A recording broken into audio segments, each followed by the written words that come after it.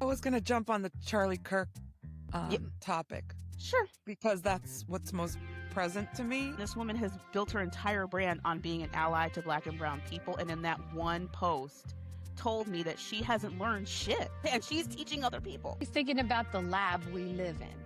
I'm thinking about like these moments on LinkedIn and on Facebook, and I got the Christians trying to drag my ass.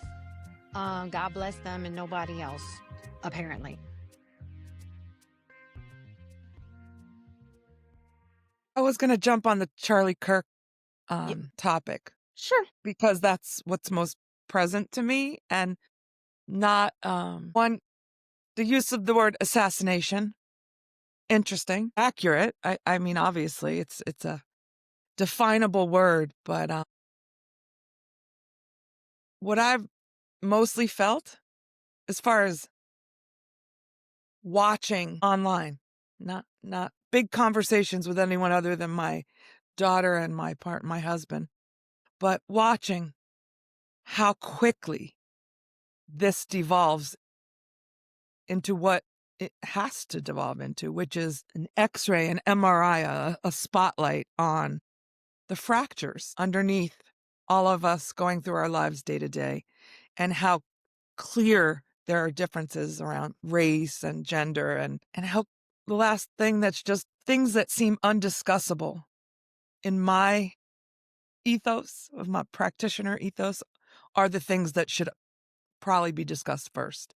They are the context for what anyone's going through in their life, at work, which is where I always focus. So I don't know. I felt the need that I wanted to say a little more about it. So we can go back into it another time. But for me, it's a big reminder that these fault lines, in some of the cultural research, that's a phrase. I can never remember people's academics' names. Sorry, academia, but I do listen. But the fault lines around race in America, why that comes up so quickly with Charlie Kirk's murder is very obvious to me. He was against liberation. So that'll be my segue for everyone fascinated by it and just needed to verbalize. So what is liberation? One of you, please go for it. You know what, Jane? To that point, I don't know if I would say Charlie Kirk was against liberation. I think he was for liberation for a specific group of people. There you go. I think I accept your reframe. I Yes, think in his work, he wants a certain set of demographic people to have liberation, and part of that liberation includes making people who look like us permanent second-class citizens. That's how I look. And then I think for myself as a practitioner, I think of liberation from a theory to an applicable standpoint. Liberation in this moment looks like not living in a society where we have to live with the both and of political violence is never acceptable, no matter who it's toward. And also, I have no interest in mourning Charlie Kirk because his life's work, again, was to make me a permanent second-class citizen and to take my liberation from me. In a world that's truly liberated, those two things don't coexist because everyone sees everyone else's humanity and is not interested in trying to oppress someone else in order to achieve what they think is liberation for themselves. Eva, what do you think? Yes. When I talk about liberation, which I think is the anchor for my work, I think of it as the anchor for my work, but I feel like the word for some people is a narrow perspective from how I embrace it. So for me, liberation is the process of replacing mindsets and behaviors that further entrench oppressive systems. So for some people, like liberation is breaking free from those systems. And for me, liberation is replacing mindsets and behaviors actively, decidedly, and with the intention to never let it root in again. And it includes like things like the way we communicate, like communicating differently, creating new communication patterns, like healing, trauma-informed healing, the way we the way we engage in work, the way we engage in relationships, the way we engage or don't engage in reflection, the way we apologize, the way we show up when it's hard, right? That humility. It's about uprooting the things that like Tamala Kuhn talks about in terms of naming and dismantling supremacy cultures. I think there's a number that intersect there, but it's also about critical inquiry in terms of all of the ways that like DEI work and other features of what we thought of as anti-oppression or what we thought of as like justice oriented responses to domination. And it's about critically inquiry of those systems, because a lot of us are replicating supremacy culture in our justice work. But it's also about like boldly reimagining who we could be and how we could be with each other. Eva, I think this is a good example of where we as practitioners really differ in our approaches, because for me, liberation is the first part of completely dismantling these systems as a whole and breaking free of them. Because I don't believe that they're redeemable. I just don't. And when someone asks me why I feel that way, I tell them the systems are a reflection of the people who administer them. So people make laws, people execute laws, people interpret laws. Just, people are giving you health care, people are educating your children. At the end of the day, the systems rely heavily on the people. And when I think about the cycle of socialization framework by Bobby Harrell, it brings me back to that come to Jesus moment I had in my liberatory work and my DEI work of this is part of the reason why we failed, because we were trying to undo 20, 30, 40, 50 years of someone's socialization cycle through trainings and reading and book clubs. And that to me was always a foolhardy exercise. And I think about the scenario we talked about. I think it kind of dovetails nicely in the sense of what we were talking about with the person on LinkedIn, who I won't name this person's name, but this is a white woman. And her entire brand is about allyship to women of color. That's her whole brand. And after what happened with Charlie Kirk yesterday, she made the post, saying, obviously condemning political violence, which we all would. But then she went further to say that, Charlie Kirk is her brother, not literally, but in the sense of that spiritual sense, like we're all brothers and sisters, right? Like in that way, to tap into his humanity, even though he did not do that for people who look like us. It was clearly important to her to do that. And I understand where that instinct comes from as practitioners, because that's who we are at heart, as humanitarians at heart. And she went on to say that she is genuinely grieving him. And for me as a Black woman reading that, the first thought that came to my mind was, this is why people don't like the term allyship, and this is why that term has been shit on, because you've built your entire brand around being an ally to Black and brown people as a white woman, and then you say that you're genuinely grieving a person whose life's mission and whose life's work was to make the three of us sitting here talking in this podcast permanent second-class citizens.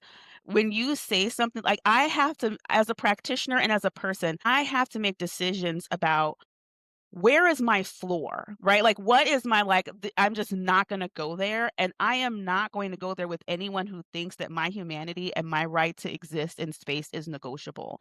And Charlie Kirk was one of those people who thought that our right to exist was negotiable. And so if you're going to be my ally, I don't want to hear from you that you're genuinely grieving him, because what that means on some level is that you're not okay with him putting what he put in the world, but to even entertain it in that way. I, as a Black woman in America, do not have time to even entertain that. And if you're in a space as a white woman where you're willing to do that, that's your prerogative. I'm not trying to tell you what to think.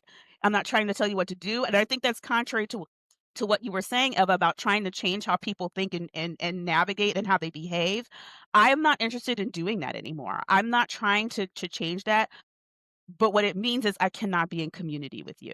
Like, I understand you are trying to humanize him. I understand that you're trying to do what we as practitioners do all the time, which is not lean into hate, which is what our oppressors do all the time. I get it, but she crossed that line for me. And so, like, I cannot trust you to do this work.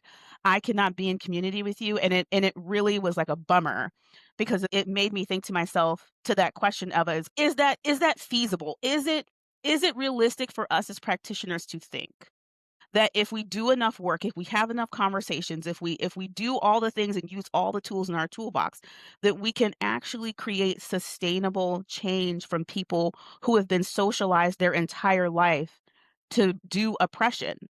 Because again, this woman has built her entire brand on being an ally to Black and brown people, and in that one post told me that she hasn't learned shit and she's teaching other people. So is it possible? Is that a feasible goal for us?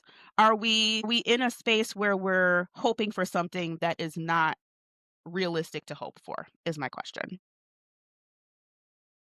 Well, I'll just, before you chime in, Jane, I was Yeah, thinking that, heavy like sigh. one of my like basic precepts is that this is not going to be accomplished in my lifetime, right? Like I am a big age.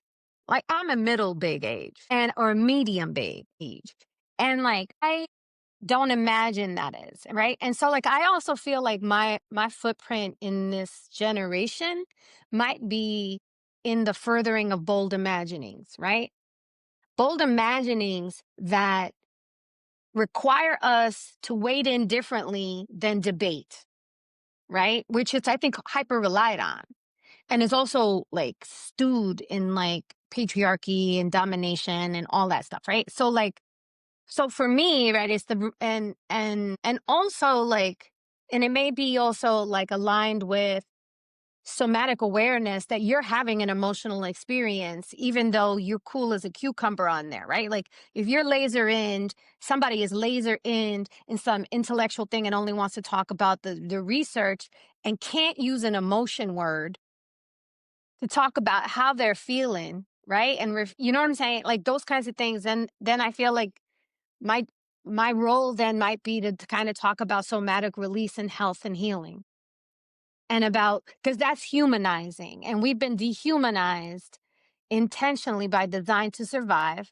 And then there's also the expectations that we wait in a certain way, which like to me, I don't know that lady on LinkedIn, but like to me it's just like, yeah, like the features of supremacy culture, they want to control our emotional response. They want us to sanitize emotion as though it's dirty when it's a gift conferred to us. It is the lighthouse to what is most meaningful, right? And it's just like, to me, it's just like when the process, when society wants us to erase that and fall in line lockstep, then those are the skills that I want to like suss out, develop, bring forward, introduce, or whatever, right? And like to me, that's on the pathway towards liberation, right? So to me, it's liberation. Just for clarification's sake, like clarification is just not the release from, but the exploration of tools and resources that can be replacements for the ways that we engage right now that I think can just further entrench supremacy culture, right? Because we've been waiting in, right? Taye and I don't know, Jane, have you been in higher ed? Like when you start getting into the ivory tower kind of spaces, they want you to and you're in a corporate space, right? And so like that's a similar but different, right? Like, right, you have to speak a certain way and present arguments in a certain way to be valid. And we do that to validate our own humanity, right? And so, like, I know for me, I was the only person of color on senior admin staff at one point, and then we were two, right? And so, like, I am not only advocating for students, I'm advocating for myself, but I have to do it in a way that they can hear it, right? And so, air quote, they can hear it, right? And so, all of a sudden, it's just like I'm trading my soul and my body. I have to dismember my soul or sever my soul from my body in order to like to be in the room, Right. And so like, so anyway, that's what I was thinking. I find myself sliding into this space of where like I want to like speak about my healing journey about this thing, but I think there's going to be a lot of time to talk about those things now. But that lady to me was just like, that's a pattern, right? That's a pattern that like people who think that their strategy for equality or equity, right? Like whatever it is, like that their strategy is the right way and is really in the binary thinking or the either or thinking modality. And I just rebuke that. Buke. Jane, Good I Just a word. note. rebuke it. No, I think we're gonna probably at some point have to do a very nerdy deep dive into Tema Okun and with the white supremacy tenets because we're throwing this around a lot, like either or thinking, perfect. And Must. I think for folks who are not in to your point of the ivory tower of theoretical frameworks, Yeah, yeah. right?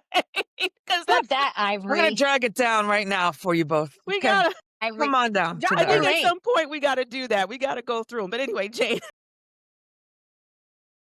Yeah. Well, so it's ironic because I was last week on our episode, I was making a list of words that I've never used in my career formally, but that are absolutely the underpinning. So the things like oppressor, you know, I won't read them all, white supremacy, patriarchy, liberation. And I thought, I don't think I ever talked about liberation as a concept in my jobs that were called diversity. So I wanted to say that. However, the best framing I ever had for an approach, a high involvement approach to making this idea of diversity, just diversity at the time, 2005, real, was coming up with a line that said, it's not about patriarchy. It's nothing outside our walls, essentially. I'm paraphrasing, but it was a culture that was built on belief in individual potential.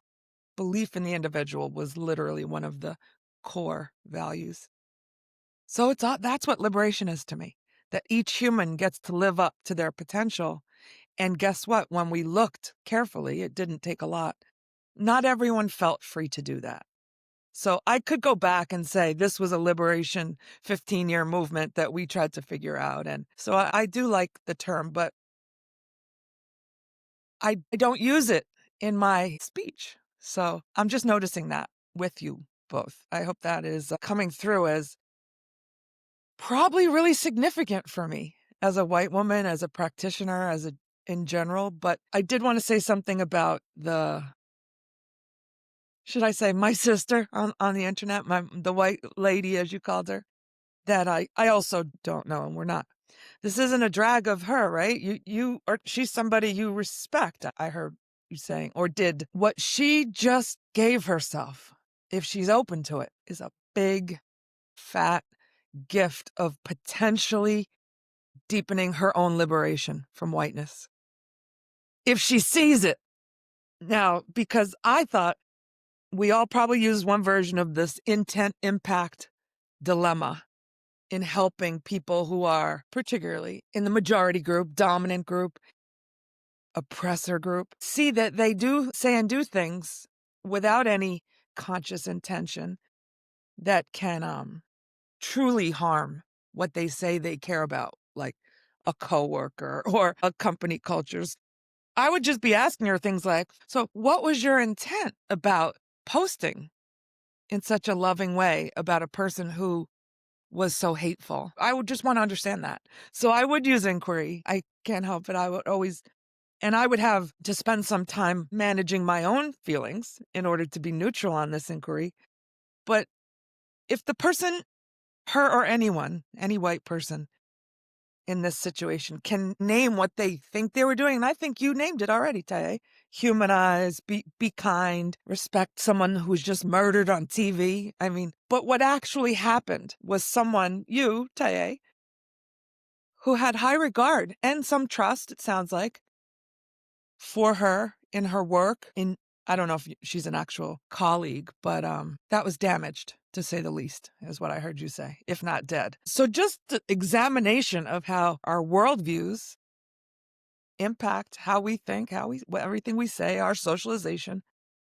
And even when you think you're really good at it, I've spent some time looking at my whiteness. I agree we should go through the white supremacy definitions from Tema Okun and others. Most of us white people, we don't think about this. You know that.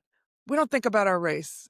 We don't have to in America. It's not something I was ever exposed to. So, like, the privilege would be the word, but I think it's a good lesson in that it is not ever finished. You must keep your examination of how your identity, in this case, she's a white woman, like that was pretty predictable to me. Like I've made that mistake in my life. So it doesn't mean you can't make it again, but she's lucky if somebody pointed it out to her. It sounds like you did. Fill us in on how it goes, Taye. I think those conversations are tough. There is a lot of things I'm thinking. A part of me was thinking to asking you guys and talking to you both about, should I invite her to do a one-on-one conversation and put that as an extra to this podcast? A part of me thought about asking that question and grappling with that if she would be willing. Another part of me thought the same thing you did, Jane, of like, this is an opportunity for her to demonstrate to her fellow white women what it means beyond like a sorry post, like, "I'm sorry I did it," but on that to demonstrate, like, you can say that all day long, but now you actually have to do the work to try to regain trust, right? So, like, what does that look like for her and modeling, like, what she plans to actually do beyond apologizing to try to fix that? And then from a liberatory standpoint, I stopped myself because I said part of my personal liberation is my mental and emotional freedom. I could do that, and from one practitioner to another, I could and normally would do that. But part of me reclaiming my liberation is reclaiming my energy, my time, and my space, and saying, is that for me to do as a Black woman to try to help this white woman who made this mistake redeem herself? Why I have to sit with that. Like, why do I feel the need to assist her in this way? Mm. Like what like, where does that come from? Like, I know part of that comes from my humanitarianness and knowing that she has tried to do good work, and even so, I still have to sit and go, "Why do I, as a Black woman who is under attack in the United States, feel like it is in somehow in my interest to help the white woman who clearly should have known better, given all of the work that she's doing? Why would I even ask myself the question, should I reach out to her to have this conversation so she can help work on rebuilding? Why would I even ask myself that? Is that me internalizing the oppressor and putting myself in a position that I don't need to be in? And so that's something that I'm grappling with because very functionally speaking, collective liberation for me is not possible right now, and I have reasons why I feel that way. And so I focus more so in this current moment on my personal liberation within oppressive systems. And for me, that means my financial liberation, my mental and emotional liberation, my spiritual liberation, and my time freedom. Those things are all super important to me, and so being very guarded with them is really important to me, and as I sit and I think about, is it worth reaching out to her and why I wanna do that? Am I taking away some of my own liberation because I've been socialized and trained in this white supremacist system to prioritize kindness and respectability politics over holding someone accountable when they do something stupid? Always thinking about the lab we live in. I'm thinking about like these moments on LinkedIn and on Facebook, and I got the Christians trying to drag my ass. God bless them and nobody else, apparently. But I keep You mean drag thinking, your ass? What are they? They're just. well, like Yeah, that would help to know, like, I mean, I'm and interpreting it, if but you don't wanna get into it, that I respect okay, that. yes, just generic, saying, anti DEI. push back against anybody suggesting that there is a right or wrong way to respond or feel about the murder of a white supremacist nationalist, right? Like extremist, right? Who has a platform, who is a paid provocateur, get the outcome he would have supported for other people, but now we can't support it for him. So like I didn't make any claim. I didn't say nothing. I was quiet. I was like a little church mouse, just so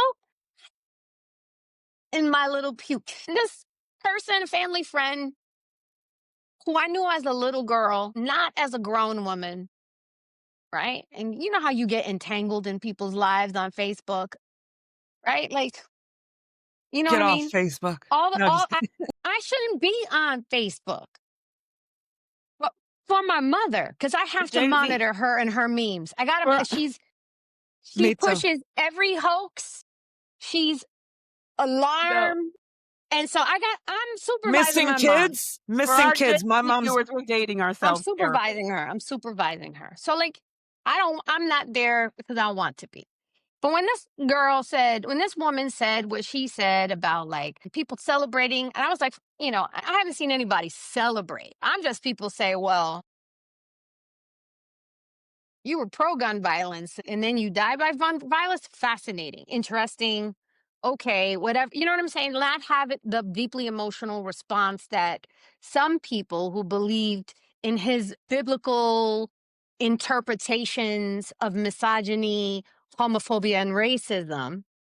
Right. So I was kind of caught off guard and I just wanted clarity. I asked the question, am I here? Am I seeing that you are supportive of his racism, homophobia, and misogyny that makes our families unsafe? And then they construed it to me basically dancing on his grave. And I'm like, I don't really even know about this guy. Do you know what I mean? Like, I didn't really even know about this guy. Except that, like, I knew he was an extremist and I knew like there was campus stuff happening with him and so on and so forth. But, so I did not adore this social influencer. Like it's clear that and so it just so happens that she is kind of like the kind of she's very involved in the version of Christianity that involves very close ties and associations with her church, and like they're young and they all hang together and roll together or whatever, and I always thought like, whatever, not my jam, but okay. Get clear. And so anyway, the conversation has basically devolved into I'm being called a bitch, a slut, this and that, like on Facebook. And it's just like fascinating. And it's just like, Jesus would never call me a slut. Jesus would never call me. I mean, you know what I'm saying? Your Jesus uses that kind of language, like that. And so I'm just seeing people just go unhinged on it, and they're just not self-regulated. And one of them is I guess a social influencer, because he has a little Meta blue check, and he's paying for it. You know what I mean? And I'm like, so I'm like, whatever, like, and so that's why I'm just like, I was just looking at my phone, like saying, here we go. They still on it. And it's like, bitches, you dumb. And it's just like, huh, what would Jesus say? Right. Right. And it's just like, it's just so convenient. Anyway, I have a curiosity. And one of the things I'll say, and I'll this attaches to liberation. I don't know how this would make it in the show, but like this time, I really am guided by curiosity. And I feel myself actually actively needing to slow my judgment down, right? This is not to say that I could be wrong, right? It means that I actually don't know what their genuine motivations are. And what I heard by one of these guys, this guy with the blue check mark, is a framing of the issue right now of people dancing on CK's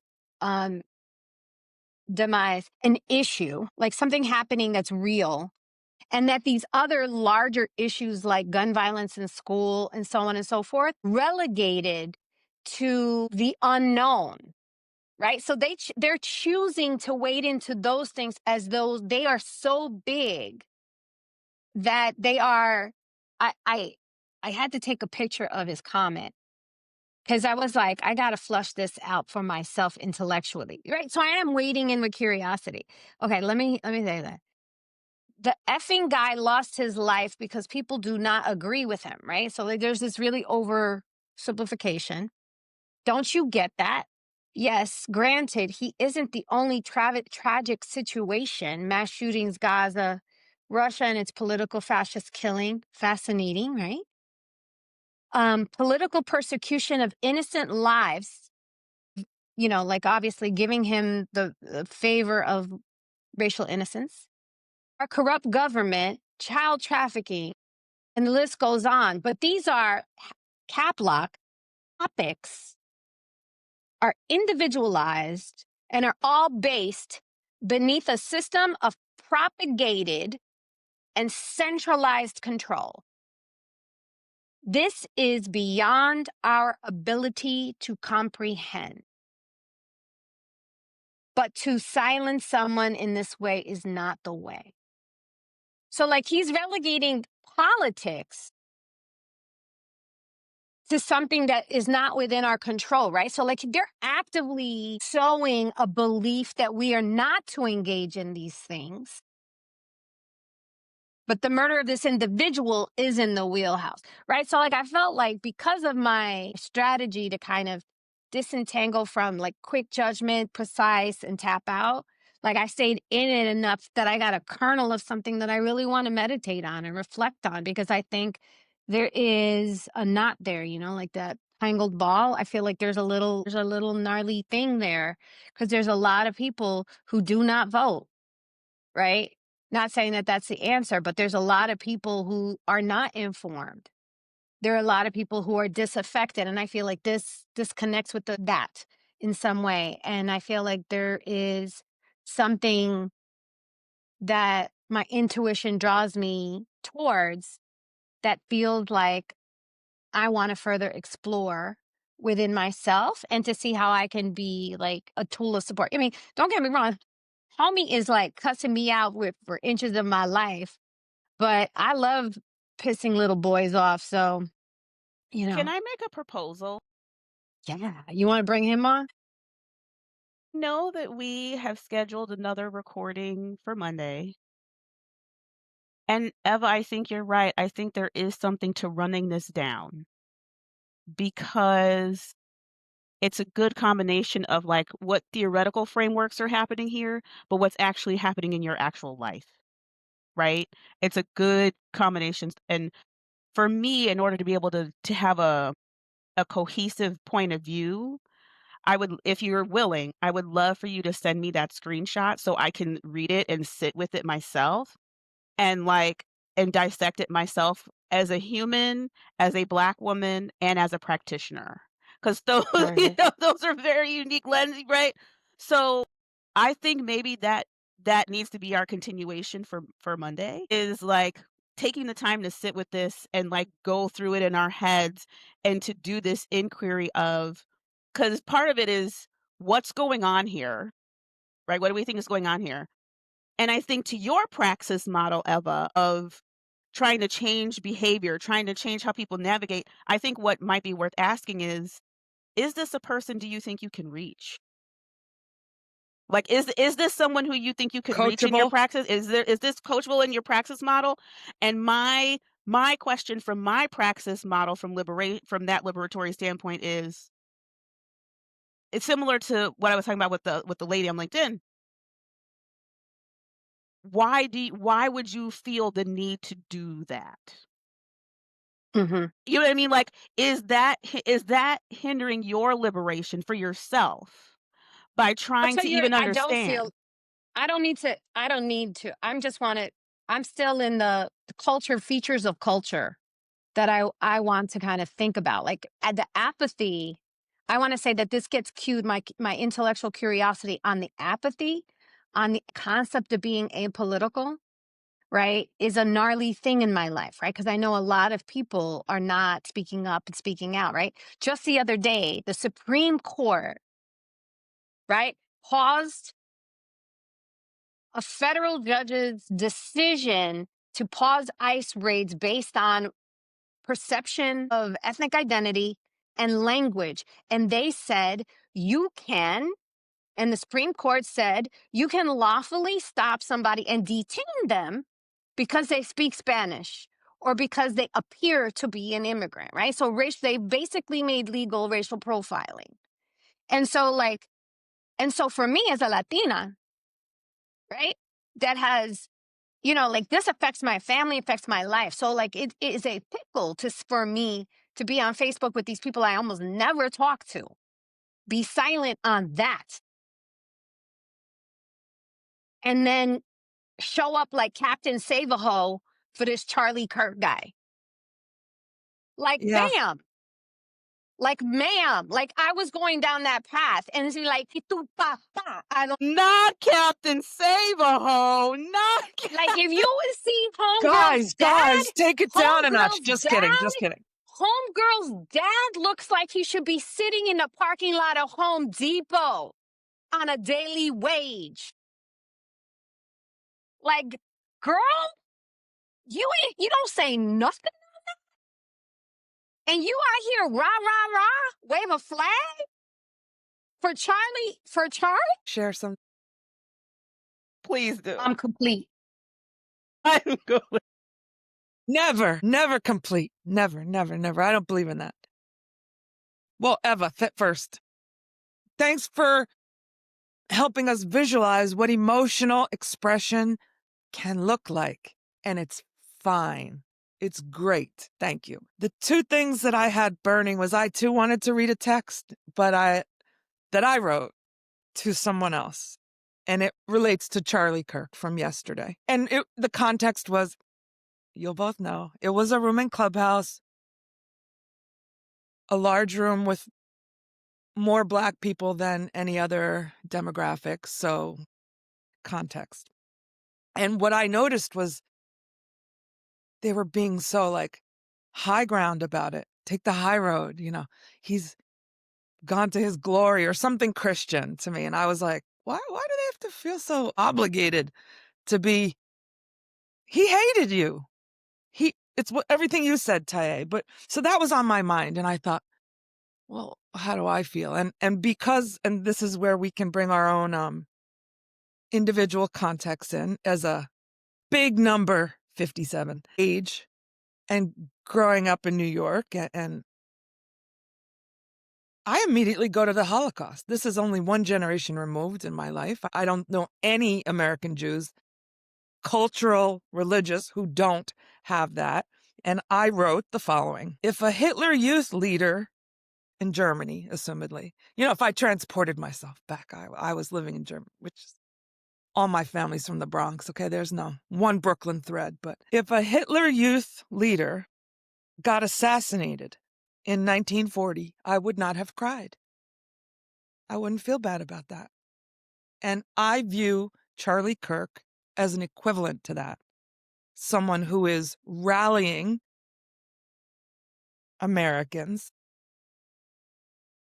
towards dehumanizing at best, annihilating at worst, groups of people who look like you guys especially. And no, I don't feel bad about that.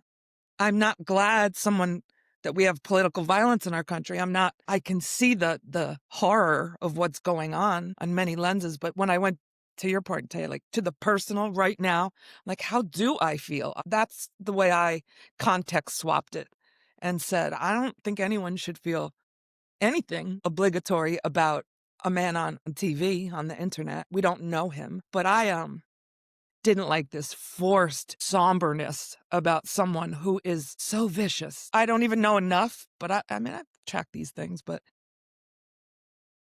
that, I don't know, would that help with your friend on the internet, Taye, to sort of context swap and almost invoke what it might have been like yesterday to see a man killed who, as you're saying, he's out to annihilate your family. And I wanted to say there's a skill.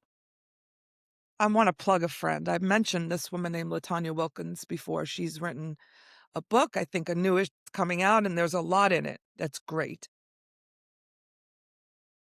It's called Leading Below the Surface. This is not plugging, but it is for her, actually. She crystallized something. This book came out a few years ago, 4 years ago, I think. And she has this thing called person to belonging listening that I really got attached to. And what it is in my language was scanning the context. So read it directly to get the real description. But as a leader who wants to create psychological safety is her thing that she talks about a lot. It's incumbent upon you really to understand the context, the environment. And she calls that person to belonging listening. Simple examples that she gives. Some people don't like public praise. A person who's a manager, leader, who's practicing P2B, person to belonging listening, kind of thinks, all right, my instinct is to do a shout out at the team meeting and go into it. But I know this person doesn't really like that. So contextual, choosing your response based on the likelihood of the person feeling the most highest level of belonging. I'm butchering it, so read it on your own. But this is an example of that. I don't think most of us think about the context that we might ask a woman of color, or I don't know your exact ethnicity, Latina, I'm safe with Eva, to kind of go along with this sort of forced sympathy. It's aggressive. That's an aggressive thing to ask someone to do. And I'm sorry that happened to you, but that's it. I just really wanted to share about that. If you took a moment to think about it for yourself, you might do better in what you say to others. That was really my whole thing. I know we're coming up on time for today. Thanks, Jane. Do we feel good about continuing this on Monday and going from there? Because I do, I think all of these different threads, I think this is a good way to really deconstruct it and really get into it for tangible purposes and think through. I think for me personally is, I know for a fact I don't want to do the hand holding anymore and all that kind of stuff, but I do think it's worth me asking, when do I break my own rule? When does it make sense to break my own rule and do that if I think it's worthwhile? And then that's where I'm sitting with the lady on LinkedIn. Is this a place where I think it's worth it to do the labor that I know I probably shouldn't be doing and grappling with that? And I think Eva, is because it sounds to me like in these back and forth on these posts, you put in a lot of labor, particularly emotional labor, around trying to say what you needed to say and being seen and what the actual fuck. So I think that's worth parsing through and navigating. Yeah, let's do it.